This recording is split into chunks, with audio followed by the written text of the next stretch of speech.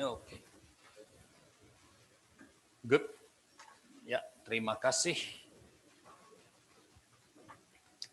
Pertama-tama selamat Natal ya.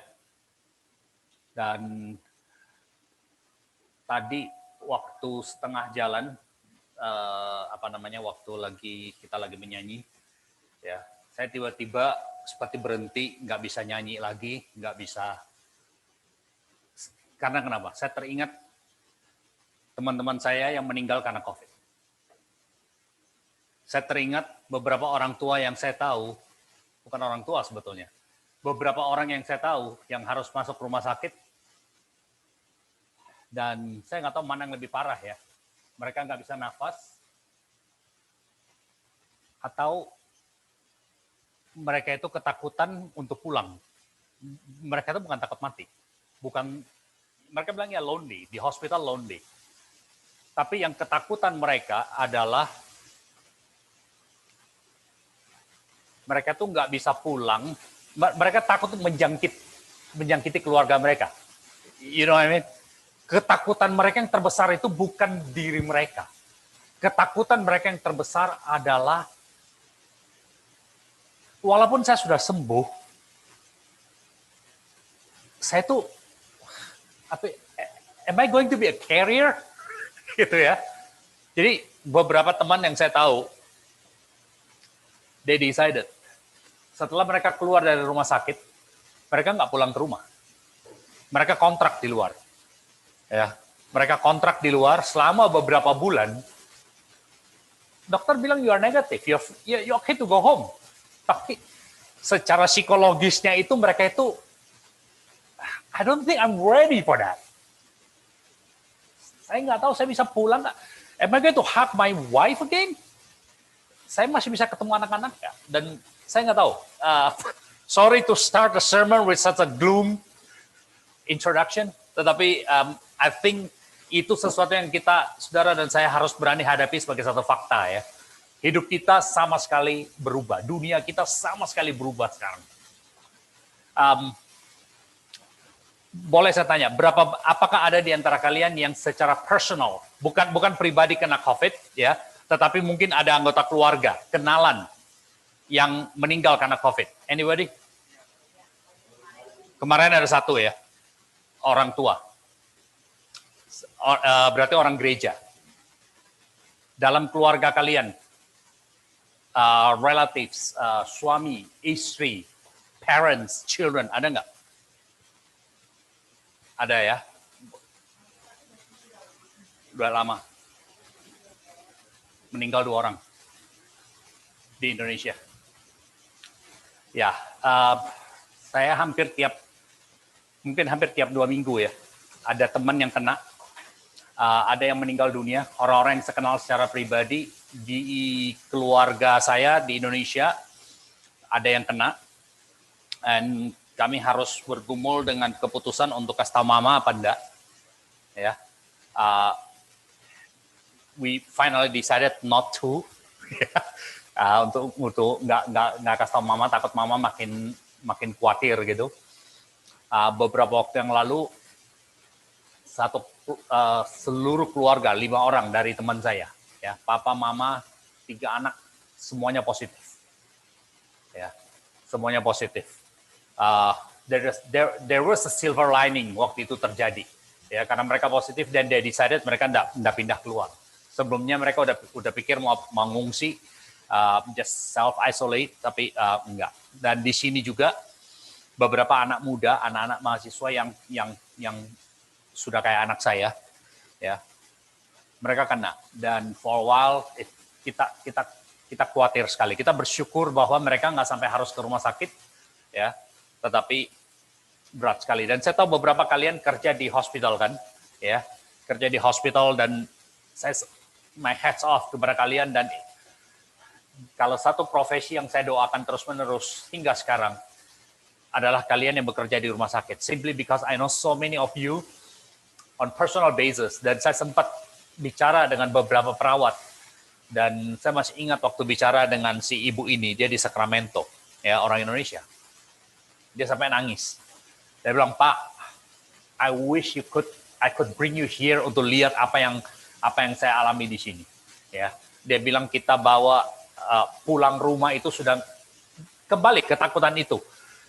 Gak bisa hak anak-anak, gak bisa hak suami, bahkan dia offer, dia bilang daripada seperti ini terus, daripada nggak tenang gini, ya udah saya tidur di garasi. Jadi di garasinya tuh dia ada cot, ya, dia tidur di sana pokoknya untuk menjaga jangan sampai dengan keluarganya, ya. Beberapa gereja saya baru dengar dalam 1-2 hari ini, beberapa gereja they decided untuk membatalkan semua service yang seperti ini, ya. Jadi saya bilang, maksud kamu nggak ada worship team di gereja? Dia bilang, no, kita pokoknya nggak ada yang muncul, jadi cuman pendetanya yang khotbah sendiri dari wherever they are. Dan ini kebetulan pendeta yang sudah rada tua, yang kita masih bersyukur sini masih ada Pak Adi yang ngerti segala macam teknologi di sini. Ya, they don't even know how to go on Zoom. Waktu saya lihat mereka punya kualitas what they call it, kameranya, angle-nya atau masa syutingnya itu, ya, pendetanya itu bisa dibilang cuma kelihatan matanya doang gitu. He doesn't even know where to look. Ya, saya bersyukur dalam arti saya masih bisa menyadari bahwa ibadah seperti ini merupakan satu luxury, ya. Dan itu yang saya berusaha untuk selalu tanamkan pada diri saya. Hengki, jangan pernah lupa bahwa kalau kamu masih bisa makan, kamu masih bisa pakai Instacart, kamu masih bisa pakai DoorDash, kamu masih bisa pakai GrabHub, you live in luxury. Ngerti maksud saya? Ya. Awal-awal COVID seperti ini, saya dengan beberapa teman, we had discussion. Pendeta itu kadang-kadang kalau diskusinya tuh suka aneh bin ajaib. Kita diskusi about the ethics of using, of sending someone out to shop for you, to pay someone to take a risk that you are not willing to take. Okay, we talk about it, ya. Apakah itu merupakan sesuatu yang secara Kristen merupakan sesuatu yang ethical? Bukan, kita bisa mengatakan one of the arguments adalah kita membayar mereka dan they need to make a living. Tapi sucks, ya, you make a living by taking risk yang nobody else willing to take. Dan sama seperti kita gereja, lalu kita mengatakan, atau kita orang Kristen kita katakan, I send you out because it's too risky for me to go out. Dan kebetulan I can afford not to go out because I have you going out. Ya, kalian mungkin juga sudah pernah membaca bahwa dalam pandemi ini satu hal yang terasa sekali adalah economical disparity. Ya, orang-orang bilioner sekarang istilahnya bukan bilioner lagi, apa istilahnya itu, kayak Jeff Bezos, Bill Gates. What's a new term? Pokoknya kekayaan mereka itu sudah bisa dibilang you can't even count anymore. Mereka punya tuh sudah begitu tinggi, ya, begitu naik, dan pandemi ini mereka bukan makin miskin tapi justru makin kaya. Ya, just think about that. Sementara beberapa orang they can even afford untuk makan, can even afford to make a living. Ya, beberapa waktu yang Thanksgiving, I don't know how you celebrated your Thanksgiving. Anak-anak saya datang ke rumah, dan biasanya kalau mereka datang ke rumah, now we have kind of 2 households. Ya, jadi separate. Dan saya berharap satu hari, I look forward kepada hari di mana saya bisa peluk lagi anak saya. Ya, mereka datang ke rumah, kami makan di backyard, ya, atau kita makan di garasi dengan terbuka, atau kami ke rumah mereka di backyard mereka, dan sama sekali nggak bisa, we can't even come close, cuman saling menjaga aja. Dan waktu kami duduk makan di situ, basically feasting on the Thanksgiving meal, ya, kami share di situ apa yang we are thankful for, ya. Dan every one of us, kita mention one thing, we are thankful that we still can work. Ya. Bersyukur bahwa masih bisa kerja, masih walaupun penghasilan barangkali menurun, tetapi kita bersyukur kita masih sehat, kita bersyukur kita masih ada pekerjaan, ya. Dan anak saya mention about orang-orang lain yang they have to lose their works karena kesehatan dan karena kesehatan, karena memang pekerjaan mereka itu tidak bisa dibawa dari rumah gitu, ya. Dan kemudian saya lihat makanan yang kami makan, saya katakan, Tuhan, kok seperti rasa berdosa ya. Kita makan makanan yang begitu banyak, masih ada leftover untuk dibawa pulang, masih ada leftover yang kita simpan. Sementara ada orang-orang yang pada hari yang sama, they can't even afford the very basic meal. Ya, itu yang saya mikir. Dan kemudian tadi waktu duduk di sana, saya kepikir juga beberapa teman saya yang keluar dari rumah sakit setelah COVID. Saya nggak tahu berapa sering itu dibicarakan di sini.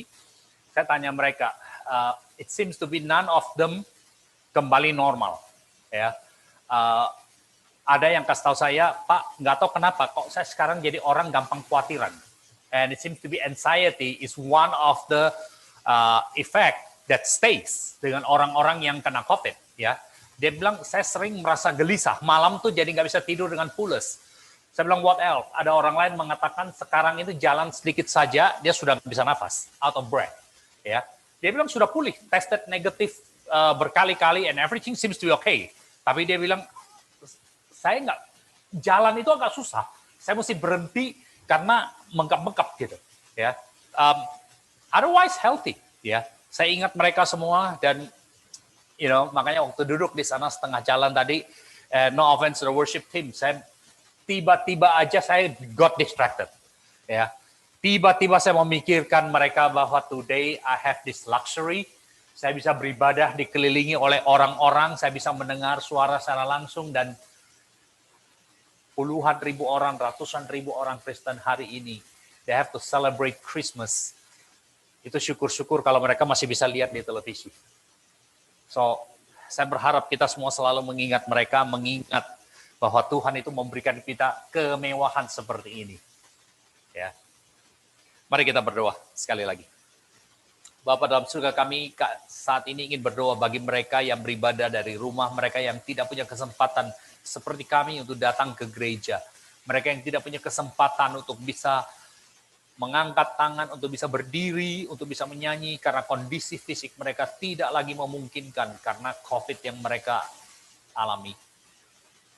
Hamba ingin secara khusus berdoa bagi mereka. Tuhan, Engkau jaga, Engkau lindungi, Engkau tolong mereka. Tolong kami selalu mengingat orang-orang yang tidak punya kesempatan seperti kami punya ini. Dan saya ingin secara khusus berdoa bagi orang-orang yang terlibat dalam bidang layanan kesehatan. Tuhan, Engkau sertai mereka. Engkau pelihara para dokter, para perawat, para terapis, orang-orang yang kerja di rumah sakit, orang-orang yang kerja di tempat-tempat perawatan. Tuhan, Engkau kiranya beserta dengan mereka. Dalam nama Tuhan Yesus. Amin. Nah, pembacaan Alkitab kita hari ini dari Lukas pasal yang pertama, ayat 39 sampai 45. Ya. Lukas pasal yang pertama 39 sampai 45. Beberapa waktu kemudian berangkatlah Maria dan langsung berjalan ke pegunungan menuju sebuah kota di Yehuda. Di situ ia masuk ke rumah Sakaria dan memberi salam kepada Elisabet.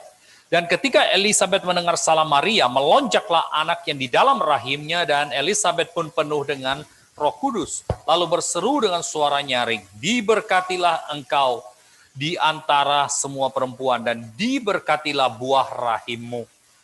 Siapakah aku ini sampai ibu Tuhanku datang mengunjungi aku? Sebab sesungguhnya ketika salammu sampai kepada telingaku, anak yang ada di dalam rahimku melonjak kegirangan, dan berbahagialah yang telah percaya, sebab apa yang dikatakan kepadanya dari Tuhan akan terlaksana." Nah, kita ada cerita mengenai dua orang yang punya toko ya. Toko mereka itu berseberangan. Dan dua orang ini betul-betul orang bilang seperti kucing dengan anjing atau kucing dengan tikus barangkali. Pokoknya geribut terus, gotong-gotongan terus, ciong terus, tidak pernah bisa cocok. Ya. Dan mereka itu selalu saling sirik satu dengan yang lain. Kalau yang satu punya banyak pembeli, ya sambil melayani pembeli atau sesudah melayani pembeli, dia akan pakai kesempatan lihat kepada pesaingnya di seberang. Dan kalau dia lihat toko itu sepi, dia akan ketawa-ketawa. Ya. The same thing, kalau sebelah itu tiba-tiba banyak pembeli dan yang seberangnya tidak ada pembeli, dia akan Tiba-tiba lihat ke situ, melirik ke situ, lalu senyum-senyum di situ, lalu puji Tuhan. Ya. Ini dua pokoknya sudah terkenal, ribut terus. Nah, cerita ini mengatakan bahwa satu malam, ada seorang malaikat yang menampakkan diri kepada salah satu dari pemilik toko ini. Dan dia dalam mimpinya, si pemilik toko ini mendengar malaikat ngomong begini kepada dia. Dia bilang, kamu boleh punya satu permintaan. Apa saja yang kamu minta, kamu akan dapat. Oke? Anything. No condition. Well, actually one condition. Ya. Kamu boleh minta apa saja, syaratnya cuma satu. Apapun yang kamu dapat, saingan kamu akan dapat 2 kali lipat. Kalau kamu minta tiap hari itu untung $10.000, sainganmu tiap hari untung $20.000. Oke? Kalau kamu minta kamu umur panjang, kamu minta kamu sehat, kamu minta kamu tuh selalu bahagia, sainganmu itu akan 2 kali lipat lebih sehat dari kamu, sainganmu umurnya akan 2 kali lebih panjang dari kamu, sainganmu akan 2 kali lebih bahagia dari kamu. Kalau kalian dikasih kesempatan seperti ini, apa yang akan kalian minta? Setengah mati, supaya mati betul ya. Jangan dekat-dekat dengan saya, Pak, Ma. Mirip-mirip. Si orang satu ini dia mikir-mikir gini. Meminta apa ya? Terus dia bilang gini, I know what I want. Bikin saya buta di satu mata. Bikin saya buta di satu mata. Ya. Tahu kan apa yang akan terjadi dengan pesaingnya kan? Ya. Tidak sekeras seperti yang Ko Tiong Liang punya gitu ya. Tetapi sekarang pertanyaan yang barangkali kita perlu tanyakan, yang kita perlu renungkan adalah bagaimana perasaan kita ketika orang lain atau saingan kita itu justru mendapatkan apa yang kita sudah doakan, yang kita sudah damba-dambakan, atau bahkan dalam hidupnya orang ini yang kita tidak suka ini, atau orang yang kita anggap dia tidak pantas, dia tidak layak mendapatkan ini, dia dapat itu jauh lebih baik dari kita. Dan jangan pikir bahwa kecemburuan, ya, rasa sirik, rasa iri itu adalah sesuatu yang, oh dia bukan orang Kristen, jadi tidak ngalami seperti itu. Di dalam Alkitab itu banyak cerita yang menunjukkan bahwa orang-orang yang dekat kepada Tuhan pun, orang-orang yang mengenal Tuhan pun, itu bisa cemburu, bisa merasa iri dengan keberuntungan dengan apa yang dialami oleh orang lain. Bahkan saya bisa katakan barangkali salah satu masalah yang kita sering kali hadapi di gereja, ya, cuman barangkali kita tidak ngomong keluar adalah kita punya rasa kecemburuan terhadap orang lain. Ya. Satu hal yang kita rasakan sebagai manusia, satu bagian daripada bisa dikatakan psikologi manusia, kalau mau dikatakan demikian, adalah kita cenderung membandingkan diri dengan orang lain. Ya, kita punya apa ya, insting, kita punya pembawaan di mana apa yang kita dapat itu sadar tidak sadar, itu secara microseconds itu akan muncul dan kita mikir bagaimana dengan orang lain. Mungkin kita tidak langsung pikir orang lain, tetapi kita selalu mikirnya gini, how am I compared to others? Saya berpakaian kayak begini, ya. Coba mikir, apakah ini tidak terjadi dalam diri kalian pada hari ini? Oke? Satu hal yang simpel aja. Kita barangkali tidak akan menyebut ini sebagai jealousy atau envy, tetapi kita compare ourselves dengan orang lain. Coba pikir gini, pagi ini waktu kita datang ke gereja, waktu kita berpakaian, waktu kita dandan, ada kepikir nggak? Saya datang ke gereja, kalau saya pakaiannya kayak begini, orang lain kira-kira pakai kayak apa ya? Ini cocok apa enggak nih buat kalau kayak gini ke gereja, ini cocok apa enggak nih? Kita punya insting, saudara, untuk membandingkan diri dengan orang lain. Kita punya insting untuk, instead of being grateful dengan apa yang kita punya, kita itu memikirkan bagaimana orang lain melihat apa yang kita punya. Make sense? Ya, kita memikirkan bagaimana orang lain itu melihat kita. Kita waktu membeli sesuatu misalnya, seringkali kita membeli apa yang kita tidak betul-betul perlu, karena kenapa? Waktu kita membeli itu, kita memakai itu, atau kita pajang itu, atau kita drive itu, atau kita makan itu membuat kita apa? Looks good. Probably bukan secara otomatis berpikir looking better than others, tetapi paling tidak yang kita pikir adalah ini membuat saya kelihatan bagus. Keren nih kalau saya pakai baju kayak begini. Keren nih kalau saya punya rumah kayak begini. keren kalau saya tinggal di alamat seperti ini. This is a good address. This is mobil ini bagus, rumah ini bagus. Kita tanpa sadar, saudara, kita punya pemikiran seperti itu. Nah, di dalam Alkitab, misalnya kita melihat dari awal sekali, Kain dan Habel. Bahkan kalau saya mau tarik sebetulnya bisa lebih awal lagi Adam dan Hawa, ya. Tetapi Kain dan Habel misalnya, kita berhenti di situ. Apa yang terjadi dengan Kain dan Habel? Mereka bersaudara, 2 orang, cuma di dalam dunia waktu itu nggak ada orang lain. Cuma mereka berempat, papa, mama, sama 2 anak laki. Tapi coba pikir, Habel memberikan persembahan, ya, beribadah kepada Tuhan, Kain memberi persembahan beribadah kepada Tuhan, dan somehow mereka mengerti apa yang dikatakan Alkitab kepada kita, bahwa persembahan Habel diterima oleh Tuhan, persembahan Kain tidak diterima oleh Tuhan. Nah, coba pikir ya, waktu itu nggak ada orang bilang, Kain dan Habel tidak bisa mengatakan, oh ya karena pergaulan saya yang buruk. Ya kan? Saya itu, lingkungan saya nggak baik. Oh, lingkungannya apa? Lingkungannya itu Adam, Hawa, Kain, Habel. That's it. Dia tidak bisa blame kepada orang lain, tetapi Kain somehow tidak bisa menerima bahwa persembahan adiknya itu diterima oleh Tuhan dan persembahannya nggak diterima.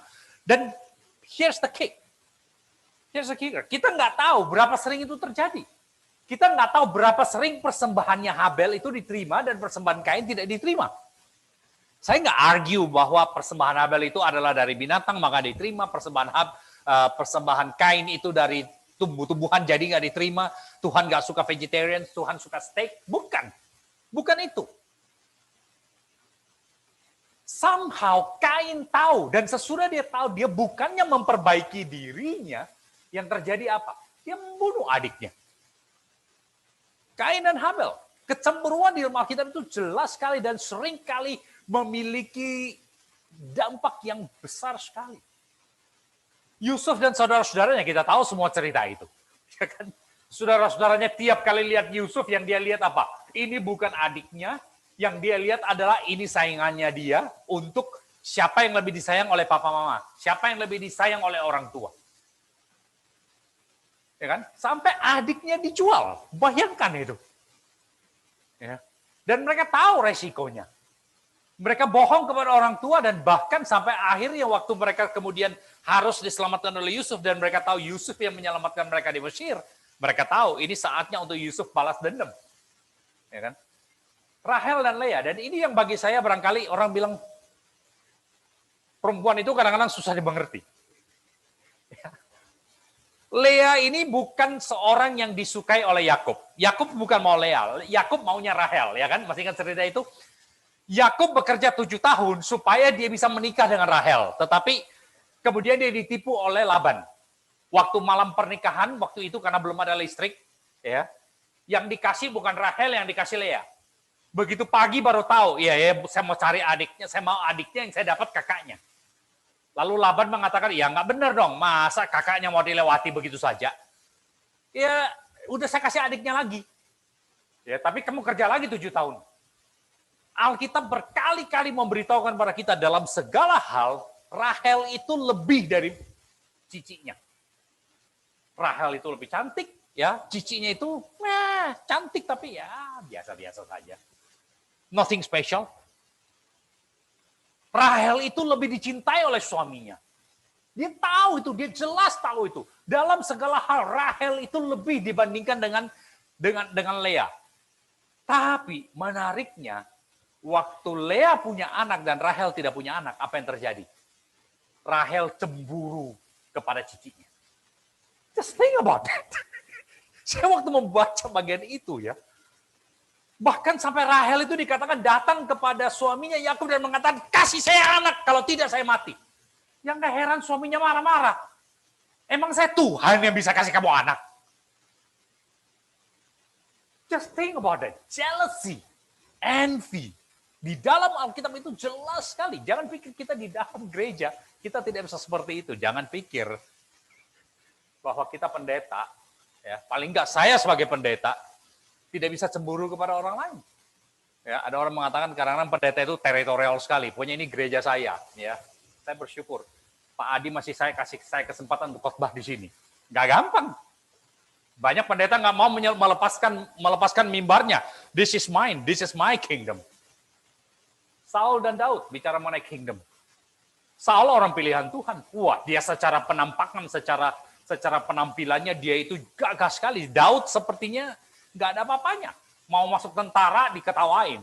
Saul belum masuk tentara, sudah diterima menjadi tentara, ya kan? Secara fisik waktu dia dipilih Tuhan dikatakan apa? Dia lebih tinggi dari orang lain, ya kan? Gampang untuk cari dia. Waktu Samuel cari dia, Samuel langsung mengatakan, jelas ini orang. Daud mah nggak ada apa-apanya. Tetapi begitu Saul tahu bahwa dia ditolak oleh Tuhan, begitu Saul tahu bahwa dia harus menyerahkan tahtanya kepada Daud, apa yang terjadi? Dia berusaha membunuh Daud, especially ketika dia tahu, ketika dia mendapatkan bahwa anaknya Jonathan itu malah berteman sama Daud. Coba pikir ya, dia sebagai orang tua, dia mau meninggalkan kerajaannya kepada anaknya, kepada Jonathan. Dan sekarang dia anggap Jonathan ini orang bodoh luar biasa. Kok malah saya mau kasih kepada kamu supaya kamu jadi raja, supaya kamu nanti aman, kita ada dinasti. Kok malah sekarang kamu tuh baik-baik sama Daud, mengakui Daud sebagai raja gitu. Come on son. Kecemburuan Saul membuat dia tuh berusaha membunuh Daud. Dia diselamatkan, Daud tidak membunuh dia, tapi di dalam hatinya karena cemburu dia itu panas. Nah, kalau kita kembali kepada pembacaan kita, Elizabeth ini seharusnya di dalam hatinya dia bisa merasakan hal yang sama. Kalau kita melihat latar belakang Elizabeth ya, dia ini seorang yang bisa dikatakan orang Jawa bilang ini dari bibit yang baik. Ya, latar belakang keluarganya itu baik gitu. Tapi nggak tahu kenapa. Bukan saja dia adalah istri dari seorang imam, dari Sakaria. Alkitab mengatakan dalam pasal 1 dia itu adalah keturunan Harun, jadi keturunan imam. Dia itu tidak bisa punya anak. Dan umurnya makin bertambah. Dan ada yang mengatakan bahwa ketika dia hamil Yohanes, dia itu kira-kira umurnya barangkali sudah di atas 60 tahun. Sudah lebih tua dari kita. Dan pada waktu itu hidup sampai 60 tahun, itu betul-betul tua. Itu melampaui umur harapan hidup pada waktu itu. Dia beribadah kepada Tuhan, tetapi dia tuh tidak bisa hamil. Dan waktu kemudian dia hamil, sekarang datang kabar berikutnya. Sepupunya yang jauh lebih muda, Maria, itu hamil juga. Dan sekarang coba pikir gini, Maria itu tinggal di Nazaret. Nazaret itu di utara, ya. Sakaria dan Elizabeth itu tinggal di sekitar Yerusalem, ya. Alkitab memberitakan mereka tinggal di daerah pegunungan, itu kemungkinan di luarnya Yerusalem. Jaraknya itu kira-kira 90 mil. Nggak terlalu jauh banget pada zaman sekarang. Tapi pada zaman itu jauh. Dari Nazaret sampai ke bawah. Itu seperti mungkin dari Sacramento atau dari Napa Valley ke daerah San Diego. Ya, itu sudah ujung dan ujung pada waktu itu. Maria datang berkunjung kepada dia. Ya, saya kira itu ada beberapa faktor, tapi salah satu dari pandangan Elizabeth adalah Maria ini datang dan dia tuh hamil. Dan secara manusia Elizabeth bisa saja punya kecurigaan apakah Maria ini hamilnya ini benar. Kalau Maria dan Yusuf datang kepada saya sebagai pendeta pada waktu itu untuk konseling, saya nggak punya alasan untuk percaya apa yang dikatakan oleh Maria dan mengatakan, benar Pak Hengki, saya ini nggak pernah ketemu laki yang lain kok. Sumpah, saya hamil ini dari Tuhan. Malaikat ngomong kepada saya bahwa, saya nggak tahu Pak Adi, are you going to believe that? Bagi saya kayaknya susah ya untuk percaya yang begitu punya. Dan sekarang bayangkan perasaanmu, Elizabeth. Dia sudah senang-senang, dia sudah bersyukur, udah tua bisa punya anak. Sekarang datang si anak kecil ini. Maria waktu itu kira-kira ada yang mengatakan umurnya antara umur 13 sampai umur 15 tahun. Waktu itu cukup umum. Anak umur remaja seperti ini kemudian dipersiapkan untuk menikah dengan laki-laki yang lebih tua. Yusuf waktu itu barangkali kira-kira umur di atas 35 sampai 40 kira-kira, ya. Datang Maria dan kemudian Elizabeth tahu Si anak perempuan ini, sepupunya yang belum punya suami ini, yang nggak tahu apa-apa. Kita nggak tahu latar belakang Maria. Dia dari keluarga imam kah? Dia rajin beribadah kah? Dia keluarga baik-baik kah? Papa mamanya siapa? Apa yang mereka lakukan? Kita nggak tahu. Kita nggak tahu apa-apa. Yang kita tahu, Elizabeth dari keluarga yang baik. Dan sekarang Maria datang kepada dia dan kemudian dia tahu, Maria, anaknya ini adalah Mesias.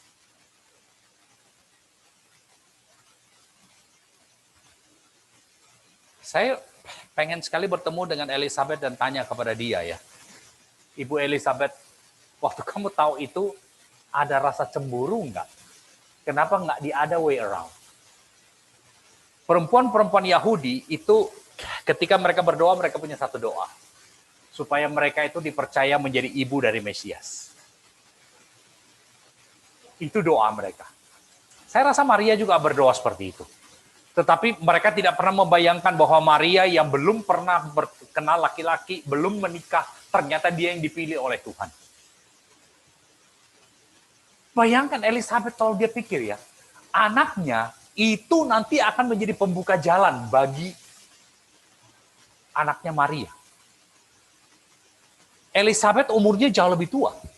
Elizabeth secara pengalaman pelayanan, secara pengalaman hidup jauh lebih daripada Maria. Maria ini nggak ada apa-apanya. Salah satu faktor yang saya kira Maria datang kepada Elizabeth adalah supaya dia mendapatkan konfirmasi. Karena kehamilan Elizabeth itu dipakai sebagai tanda yang diberikan kepada Maria, ya. Kalau dalam pasal 1 ayat 36 dikatakan sesungguhnya Elizabeth sanakmu itu ia pun sedang mengandung seorang anak laki-laki pada hari tuanya dan inilah bulan yang ke-6 bagi dia yang disebut mandul. Dan kemudian di pasal 1:39 dikatakan beberapa waktu kemudian berangkatlah Maria. Ini kemungkinan hanya dalam hitungan hari ya setelah urusan dengan Maria, setelah urusan dengan Yusuf selesai. Ya, Maria langsung pergi pada Elizabeth untuk tahu benar apa enggak.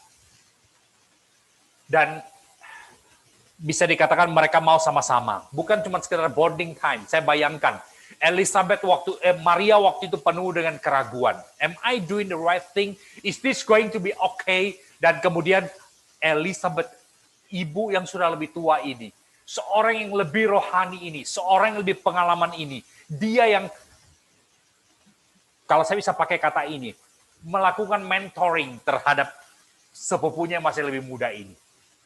Mengajar sepupunya yang masih lebih muda ini. Bagaimana mempersiapkan diri untuk sesuatu yang tidak pernah dialami oleh orang lain dan tidak akan pernah dialami oleh orang lain.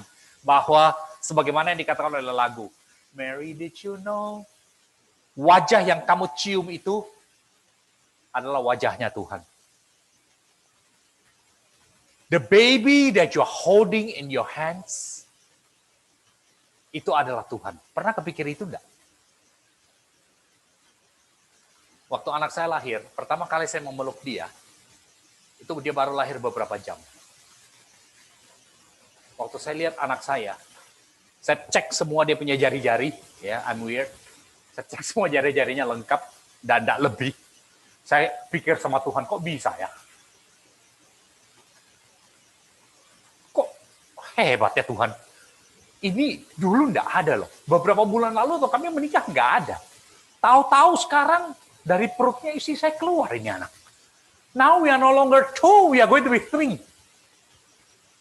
Bagi saya tuh ini enggak ada toko yang jual. Saya nggak bisa pergi ke toko lalu beli bawa pulang dicek dulu. Ini keluar. Ya. Lalu orang bilang, wah mukanya mirip mamanya ya. Dalam hati kata puji Tuhan mirip mamanya, bukan mirip papanya. Ya kasihan dia kalau mirip papanya. Saya mikir terus, Tuhan kok bisa bikin kayak begini punya ya. Nah sekarang bayangkan Maria. Dia bukan cuma melihat ini anak.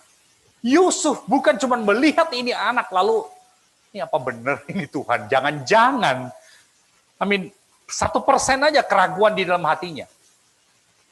Bahwa ini bukan dari Tuhan. Jangan-jangan dia ini dikibulin, ditipu oleh Maria. 3 bulan Maria bersama dengan Elizabeth. Ya.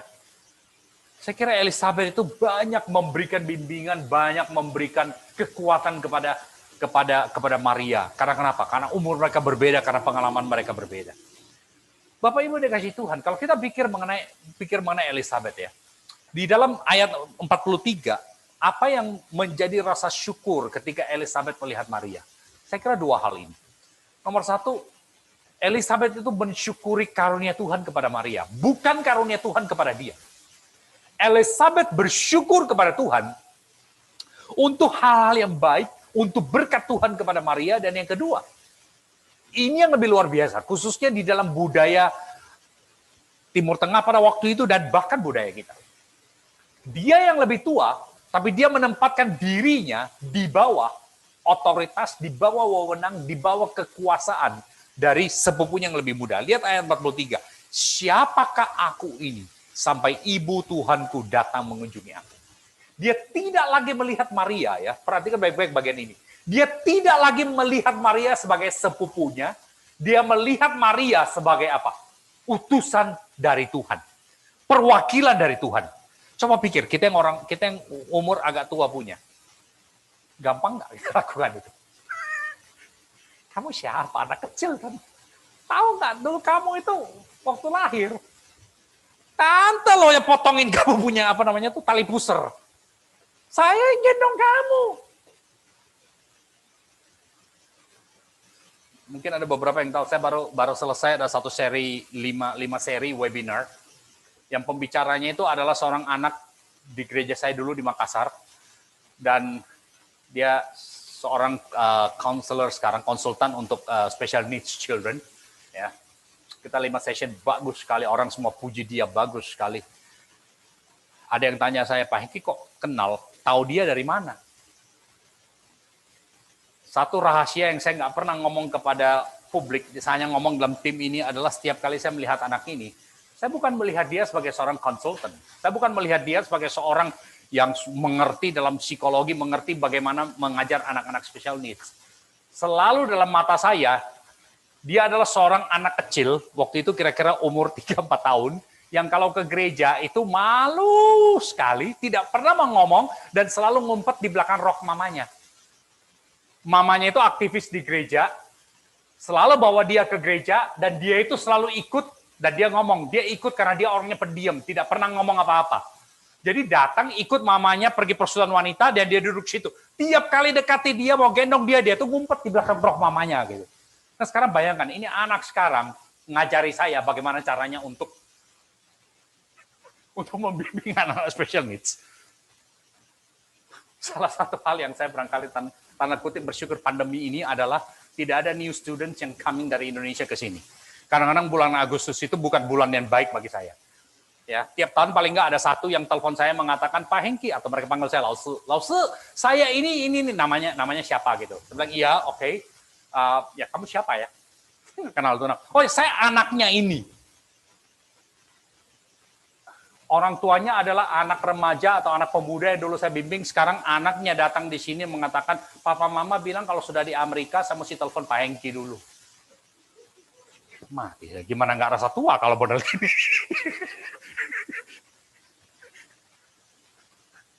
Saya sama sekali nggak ada bayangan, nggak ada kesan, nggak ada apa-apa tentang dia, dan biasanya that's the only call. 4 tahun di sini, ya itu satu-satunya. Ya kan? Papa mamanya masih sering nanya, Pak, titip anak saya ya. Lah iya, kamu titip anak kamu yang nggak mau dititip. Ya kan? Itu kan umum sekali kan? Lihat di Facebook atau di Instagram, dia lagi di LA. Nggak telepon saya ya. Saya nggak pernah bother untuk dia telepon juga. Saya nggak tahu ini anak siapa. Ya kan? Yang saya tahu papa mamanya waktu itu apa? Remaja. Nah sekarang bayangkan, anak ini yang sekarang harus mengajar saya, harus membimbing saya, kasih tahu saya boleh ini, boleh itu. Salah satu hal yang agak berat dalam COVID adalah konsultan saya yang memberitahu saya apa boleh atau tidak boleh, itu adalah anak yang saya waktu masih pertama kali ketemu dia tuh baru umur 5 tahun. Dia sekarang kerja di Kaiser, dia master public health, dan dia yang mengajar pakai masker itu gimana, keluar itu mesti gimana. Saya bisa ngomong, who are you? Kamu tuh anak kecil, apa yang kamu tahu? Pengalaman saya lebih banyak dari kamu, which is true. Elizabeth bisa ngomong seperti itu pada Maria, tapi dia bersedia menempatkan dirinya lebih rendah dari Maria.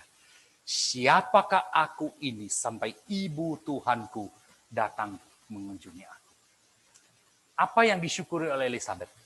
Dia bersyukur karena Maria menerima berkat lebih dari dia. Maria yang dipilih oleh Tuhan untuk menjadi ibu Mesias, bukan dia. Bayangkan, dia bersyukur untuk orang lain mendapatkan lebih dari dia. Ayat 42, berserulah dan diberkatilah engkau di antara semua perempuan. Dan kalimat ini penting sekali ya. Ada beberapa orang yang menafsirkannya salah. Diberkatilah engkau lebih dari perempuan yang lain. Tidak. Di sini tidak dikatakan Maria itu lebih daripada perempuan yang lain. Maria mengatakan dari sekian banyak perempuan, engkau diberkati. Dan diberkatilah buah rahimmu. Dia bersyukur untuk kehamilan Maria. Tapi lihat ayat 45. Berbahagialah ia. Ia dalam bahasa Inggris di sini feminine, perempuan, Maria. Berbahagialah Maria yang telah percaya sebab apa yang dikatakan Tuhan kepadanya akan terlaksana. Elizabeth bersyukur untuk iman daripada Maria. Dia bersyukur bahwa Maria bersedia mengambil resiko. Maria bersedia untuk menerima apa yang Tuhan berikan kepadanya. Sekalipun ada kemungkinan Maria harus mati. Ketika Maria di dalam ayat yang ke-38 mengatakan, sesungguhnya aku ini adalah hamba Tuhan, jadilah padaku menurut perkataanmu itu. Ini kalimat yang bisa dikatakan menunjukkan iman yang luar biasa. Kalau pakai istilah zaman sekarang, if I can use today's term is, what is Maria's superpower? What is Mary's superpower? Mary's superpower is her willingness to trust God when she doesn't understand anything. That's her superpower. Dan itu yang membuat dia menjadi seorang superhero. Bukan tiba-tiba dia mendapatkan kekuatan untuk bisa melakukan sesuatu dan dia ngerti. Bukan. Waktu dia datang kepada Tuhan, memberikan dirinya kepada Tuhan, dia tetap tidak mengerti. Banyak hal yang terjadi pada dia. Kalau kita lihat dalam Alkitab, Maria tidak ngerti apa-apa.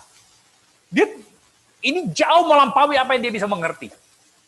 Tetapi dia bersedia menerima itu. Dan Elizabeth mengatakan, Dek, imanmu itu jauh lebih besar dari saya. Saya sangat bersyukur engkau seorang perempuan seperti itu. Karena kenapa? Di dalam pengalaman Elizabeth, dia tidak bisa percaya. Lihat di dalam pasal 1. Nanti setelah pulang, baca kembali pasal 1. Ingat cerita waktu Zakaria diberitahu bahwa istrimu akan hamil, apa yang terjadi pada Zakaria? Dia jadi bisu kan? Tidak bisa ngomong kan? Kenapa dia jadi bisu? Karena Alkitab mengatakan, karena engkau tidak percaya. Kalian pikir bahwa Zakaria waktu pulang ngomong sama Elizabeth, Elizabeth bisa langsung terima? Secara manusia Elizabeth sudah tidak bisa punya anak. Tidak mudah bagi dia untuk menerima fakta bahwa dia masih akan hamil.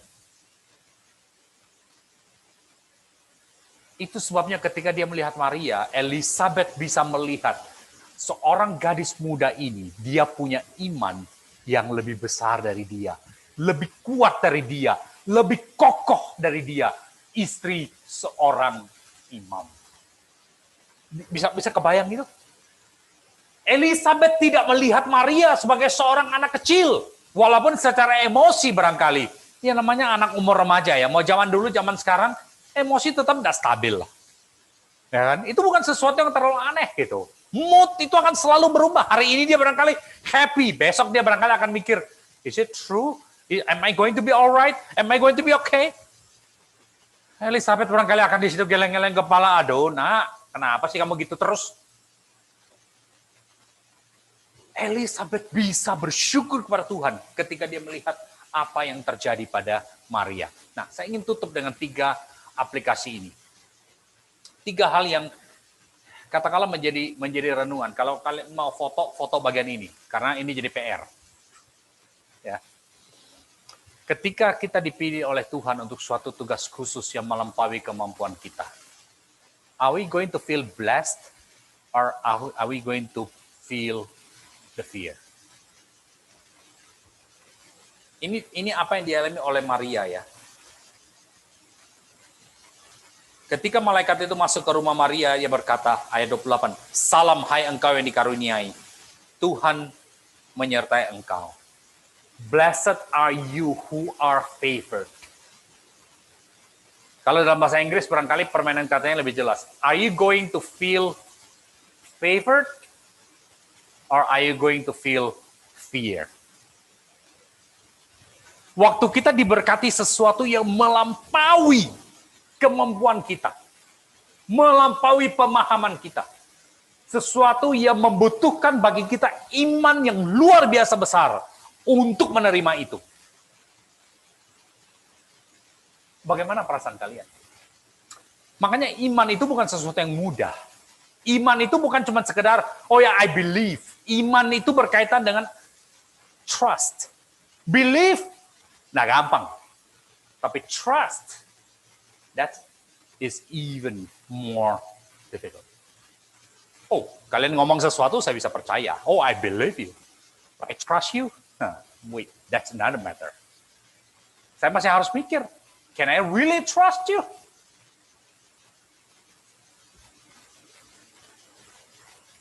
Ketika saya diminta untuk percaya sesuatu yang melampaui kemampuan saya untuk percaya, itu berarti apa? Saya kehilangan kontrol. Apakah saya bersedia percaya? Maria bisa mengatakan, waduh, this is too big for me. Perempuan yang lain aja deh, jangan saya. I don't think I'm ready. Make sense kalau dia ngomong seperti itu. Make sense. Waktu kita mengatakan push your envelope, push your boundaries, ya, selalu alasannya apa? Because you have the ability, ya kan? I know you can do that. Ada di sini yang counselor di sekolah, guidance counselor. Anybody work as guidance counselor here? Anybody ever see guidance counselors? Most of the time mereka mengatakan, oh don't worry about that. I think you're okay. You should be okay. Well, you're kind of borderline, but you need to push yourself. You need to do more. Then I know you can do it. Coba tanya dia, how do you know? There's sekian banyak students. How do you know? Nah, sekarang Maria, dia diminta untuk menerima sesuatu yang merupakan life changing. Either Maria waktu itu orang yang tidak berpikir panjang, atau dia betul-betul beriman. Waktu Tuhan mau memberikan engkau tugas khusus, apakah engkau akan merasa diberkati, atau engkau akan merasa ketakutan? Saya minta Bapak Ibu untuk merenungkan hal ini. Yang kedua, mengapa Maria kok sepertinya bisa punya iman, punya kepercayaan, trust, yang lebih besar daripada janji Tuhan dibandingkan dengan Zakaria yang adalah seorang imam. Bukannya imam itu dia harusnya kan dia yang punya, come on. He's a pastor, right? I am a pastor. Kalau saya punya faith, saya punya kerohanian yang baik, what's the big deal about it? That's expected, right? That's default. You're supposed to be spiritual. Kalau pendeta di gereja, what's a big deal? You're supposed to be that, right? Hidupnya dengan Tuhan dekat, you're supposed to be that. Tapi Maria ternyata membuktikan jabatan, lamanya bekerja untuk Tuhan, itu bukan merupakan faktor yang membuat seseorang itu beriman yang kuat atau tidak. That's a good news for you. That's a bad news for me. Saya berharap bahwa makin lama saya menjadi pendeta, ya, itu correspond directly dengan iman saya. Tapi the bad news is, COVID ini banyak kali menghantam pendeta itu bahkan jauh lebih berat daripada orang lain. Karena kenapa? Menjadi pendeta, menjadi gembala itu adalah salah satu pekerjaan yang bisa dikatakan paling lonely. Hampir semua pendeta, hampir semua, itu tidak punya teman. Punya jemaat, tapi tidak punya teman. Berapa banyak kalian dengan Pak Adi, saya tahu, kalian memperlawan Pak Adi very nicely. I could see that. Kalian mengatakan Pak Adi keluarga. Tetapi coba pikir, berapa sering Pak Adi itu bisa datang ke atau Ibu Nancy bisa datang kepada kalian, betul-betul sebagai teman. Dan tanpa kalian melihat mereka sebagai gembala dan ibu gembala. You understand what I'm saying? It's very hard. It's very hard. Gereja yang saya layani di Makassar, itu kami punya satu keunikan. Cukup banyak anak-anak kami yang dulu di gereja kami ini sekarang pulang menjadi pendeta di gereja kami. Ya, salah satu pendeta di sana adalah anak remaja saya. Betul-betul anak remaja. Dan saya tanya dia, waktu saya ke Makassar, saya tanya dia, is it difficult? Susah nggak bagi kamu untuk pulang? Orang semua dulu tahu kamu itu anak kecil, rumahnya dekat gereja. Kalau dia lagi nganggur, dia datang ke gereja. Ini anak baik sekali, aktif di gereja dan segala. Sekarang dia pulang sebagai pendeta. Is it how do you feel? Dia bilang, ya kadang-kadang susah. Kadang-kadang saya agak sungkan. Karena kenapa? Ini mereka semua orang tua. Mereka tahu saya. Tapi lihat ya, Maria bisa punya iman yang lebih kuat. Dia masih lebih muda. Tapi punya iman yang lebih kuat. Terakhir. Ini lebih ke arah ibu-ibu. Ke bapak-bapak juga boleh. Ganti aja perempuan di sana. Ya, it works for laki dan perempuan. Bagaimana sekarang ini, zaman sekarang ini, perempuan-perempuan yang lebih tua itu bisa menjadi mentor bagi para gadis muda, supaya gadis muda ini mereka bertumbuh secara emosi mereka. Termasuk laki-laki. Bagaimana kita bisa menjadi mentor bagi anak-anak muda, laki-laki muda di dalam gereja kita. Supaya anak-anak ini bisa bertumbuh dengan menjadi laki-laki yang baik. Menjadi perempuan yang baik. Titus pasal 2 ayat 3 mengatakan demikian juga perempuan-perempuan yang tua. Hendaklah mereka hidup sebagai orang-orang beribadah. Jangan memfitnah, jangan menjadi hamba anggur, tetapi cakap mengajar hal-hal yang baik. Lalu ayat 4, dan dengan demikian mendidik perempuan-perempuan muda mengasihi suami dan anak-anak. Saya kira kita orang-orang tua di gereja, kita perlu sungguh-sungguh memikirkan bagaimana saya bisa menjadi contoh, bisa menjadi panutan bagi anak-anak muda yang ada di gereja ini. Bagaimana supaya melalui sikap saya, melalui cara saya memperlakukan orang lain, mereka itu bisa belajar dari saya, supaya perjalanan iman mereka itu tidak mengulangi kesalahan saya, supaya iman mereka, kepribadian mereka, emosi mereka itu bisa kuat, bisa stabil, dan tidak mengulangi kesalahan yang saya pernah alami. It's not going to be easy. Ya. Khususnya pada zaman sekarang di mana kita berada di negara lain, yang generasi tua itu nggak banyak bahasa Inggris, dan saya perhatikan yang muda di sini bahasa Indonesia masih bagus sekali, luar biasa kalian. Itu sesuatu yang jarang terjadi. Tapi intergenerasi, ya, salah satu hal yang saya sering kali dengar dari orang tua adalah mengatakan saya nggak bisa ngerti anak saya. Ya, anak saya ini zaman sekarang kok lain sama sekali, beda sama sekali. Tiap kali bicara sama anak, semua yang ditunjukin salahnya saya. Harusnya begini, harusnya begitu. Lu kok bawa ke Amerika, kok anak saya kok makin kurang ajar. Saya bilang, ya sudah Pak, Bu, bawa pulang lagi ke Indonesia. Susah amat sih. Ya mereka nggak mau Pak. Lah ya sudah, berarti ngeluh. Ngapain ribut untuk sesuatu yang nggak bisa ngapa-ngapain gitu. Ya salah kita sih dulu. Kita masukkan mereka ke sekolah bahasa Inggris saja terus gitu. Ya sekarang Indonesianya lupa. Lah ya. Jangan permasalahan itu lagi. Tidak mudah, saudara. Tidak mudah. Banyak orang sekarang khawatir hal itu. Nah, bagaimana kita sebagai gereja menghadapi itu? Mari kita tunduk kepala, kita berdoa. Minta Pak Adi pimpin kita dalam doa.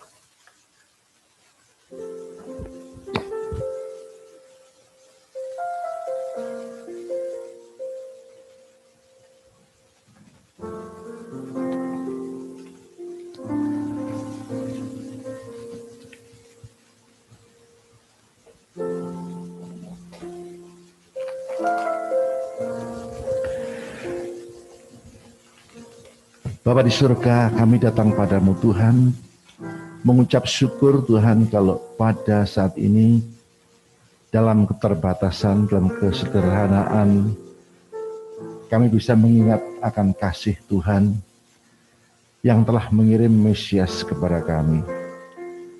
Dalam kesempatan ini ada pelajaran yang sangat berharga bagi kami Tuhan, yaitu belajar untuk memikirkan, memberi kepada orang lain penghargaan lebih. Dan belajar Tuhan untuk banyak perkara.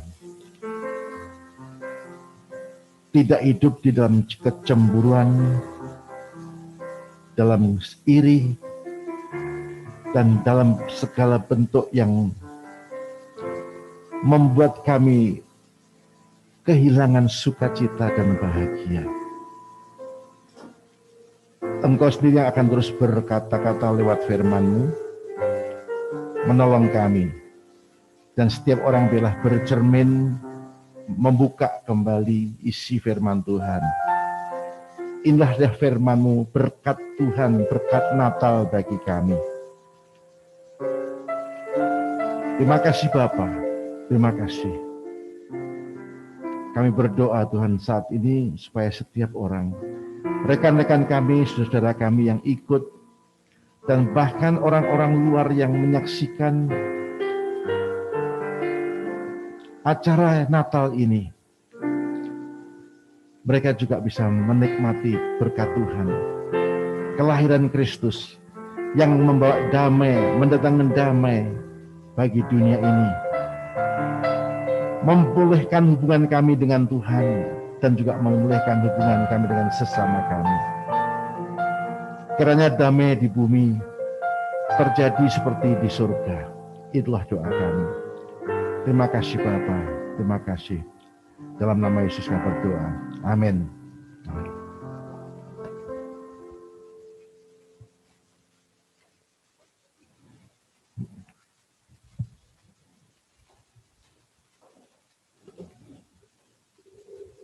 Terima kasih untuk firman Tuhan yang sudah ditaburkan di tempat ini. Pastor Hengkito, Tuhan berkati pelayanannya dan keluarganya. Dan pada siang hari ini kita akan memasukkan offering. Mari kita berdoa, Stephen akan membawa kita ada berdoa.